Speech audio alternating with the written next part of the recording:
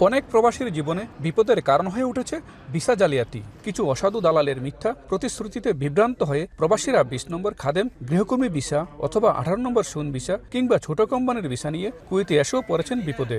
যথাযথ সম্পর্কে জ্ঞান না থাকায় অনেকে নিজের অজান্তেই অবৈধ হয়ে যাচ্ছেন। এতে কুয়েতে একদিকে যেমন বাংলাদেশিদের ভাবমূর্তি ক্ষুণ্ণ হচ্ছে, তেমনি আর্থিকভাবেও ক্ষতিগ্রস্ত হচ্ছেন প্রবাসীরা।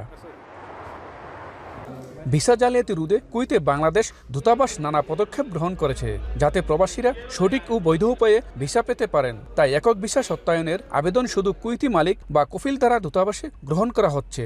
এতে অনেকটা সফলতাও পাচ্ছেন বলে জানান কুয়েতে নিযুক্ত বাংলাদেশের রাষ্ট্রদূত মেজর জেনারেল সৈয়দ তারেক হোসেন। এই কুয়েতে আসার আগে কোনখানে কাজে যাচ্ছেন, কোন কোম্পানিতে কাজে যাচ্ছেন, সেটার ঠিকানা, সেই কোম্পানি সম্পর্কে পুরোপুরি তথ্য জানবেন।